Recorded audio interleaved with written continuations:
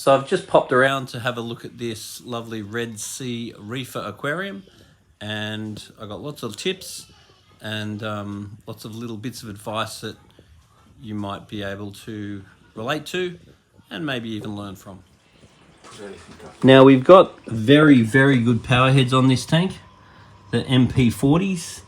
I would like to see them a little bit higher because I want a little bit more surface agitation.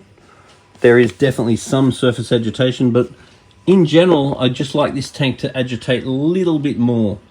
So just raising these up a little bit higher would definitely be a way of doing that. Or it could just be all the crap that's on these. So these have a little mechanical sleeve that go on them, and they fill up with crap like super fast, and it does reduce the amount of flow. So they're cool if you're happy to clean them, or if you've got animals that you think are going to end up going through the pump.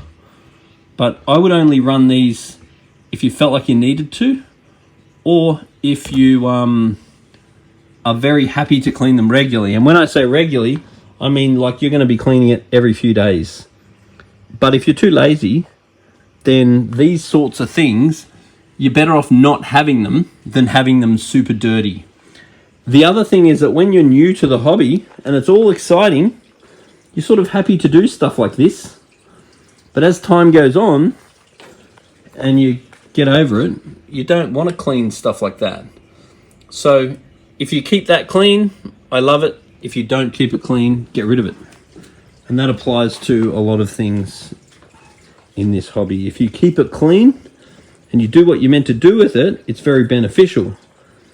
If you start getting lazy and you don't do it as regularly as you need to, then generally it can even make the situation worse.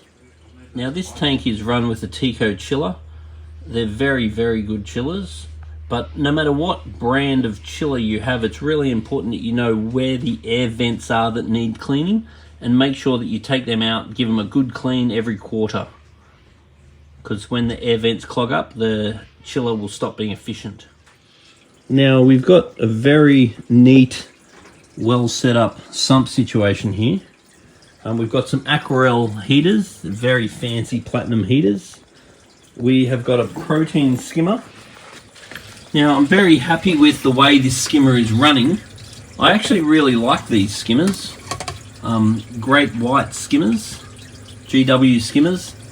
I find that they're a very cheap skimmer, but the quality of the froth is actually really good. Now I'm very happy with the way this skimmer is currently set up, and it's being cleaned every few days, which I'm happy with. Now if you open up that valve or raise the skimmer in the water, then the skimmer will run more dry. And what I mean by dry is that only the really coloured stuff will come out, and the colour of this froth will be quite dark. And that's called running your skimmer dry. If you put it down in the water, or you start to close this valve, you get more pressure in the unit, then, or you open your air up, then you run your skimmer wet. And if you run it wetter, the colour in here will be lighter, and more white froth will go over the edge. So if you hear people talking about wet skimmers and dry skimmers, that's what they mean.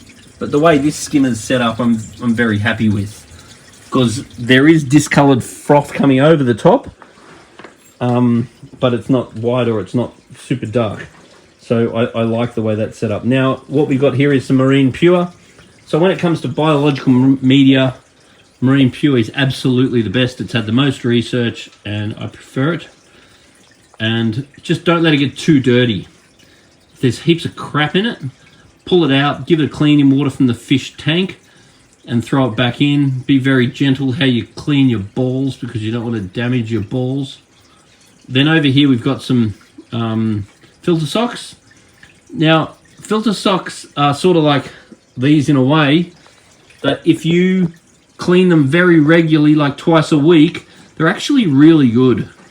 But in my experience, most people, unless they're brand new hobbyists, just don't do that. So if you find that your filter socks are full of crap every time you clean it, and you're not cleaning them regularly enough, then I'd rather just put one of these containers in that you can get from Red Sea and put polyfilter in it. And then you can go for weeks, if not months, without touching your pre-filtration. So once again, there's not really a right and wrong way of doing a lot of stuff. A lot of it's just doing what works for you. So the other thing to be really careful too is make sure your heaters are never on. If your tank's chilling, obviously, that's something you want to check every now and then. Now, if we look in here, this is beautifully set up. Who set all this up? Far out, you've done a spectacular job. This is very impressive. So this is a dude with way too much time on his hands. It's set up very, very nicely. So what we've got going on here is we've got a dosing pump, which is probably one of the most important things for keeping coral. And then we've got all of our controllers beautifully mounted. That is immaculate. Now, in regards to this tank, what's been going on with this tank is our little buddy here doesn't like following rules. And we gave him 8 rules. He doesn't like rules. He even knew that before he got this tank. But we got to start following the rules. So what I'm going to recommend every single person does that has a reef tank is go on Majestic Aquariums TV and look up 8 principles. There's a video you can watch, it's an hour or something long, and it teaches you 8 rules. And I tell you now, every single thing that goes on in your aquarium is related to one of those 8 rules. If you watch those 8 principles, they're called, and your tank is not going perfectly, I can pretty much guarantee you that the principle that you've forgotten or just decided not to do or never really understood is your problem. If you fix that problem, your problems will stop. So what's been going on in this tank is the fish have been getting white spot. Now, typically fish get white spot for 2 main reasons, assuming you're getting from reputable supply. So sometimes you just buy a crap fish.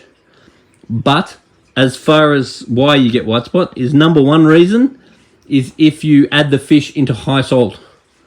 So it's much better to buy the fish, put them into the aquarium at say 0.020 and then slowly raise it up 1 degree per day. If you do not raise it up, then you'll start to lose coral. And that's why a quarantine tank is so much better, because you don't need to worry about your salinity in your main tank, because you can put the fish into the quarantine tank at low salinity, I mean like 1.9 or 0.020, then you slowly raise the salt level up until you get the same salt level, pH and temperature as the main tank. Once the fish have been in the quarantine tank for a month, you then can transfer them straight into the other tank with no acclimatization straight in, and you'll have far less problems. The other issue is the 1 month rule. So if you add fish to your tank, you must ensure your tank is run perfectly for 1 month, that's 4 weeks, until you put more fish in. Otherwise, what happens is you put some fish in and their immune system is low because they have been stressed. Then the pathogens or white spot go stupid because they don't have adequate antibodies and adequate body slime to protect them.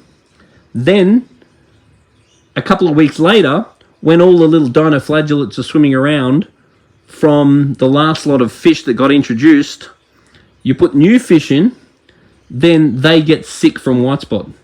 So just to be clear, a new fish goes in, its immune system is low, the pathogens go off onto a hard surface, they start reproducing, and they come back looking for a new host. That typically happens mainly within the first 1 to 2 weeks. By the 3rd week, it started dying off. By the 4th week, it is considered safe. But in saying that, 6 weeks is safer than 4 weeks. But as a rule, we say 4 weeks. Wait 4 weeks, then add some fish. And then if you are going to put fish to the main tank, make sure they are not going to higher salinity. But in a perfect world, set up a quarantine tank, put the fish in the quarantine tank. That way, if the fish stress due to having a low immune system from everything that's been involved with them getting collected, then any problems occur in the quarantine tank before it goes into the main tank and bombs out your fish. So once again, learn the 8 principles, don't break the 8 principles, and then you'll have a really fun time.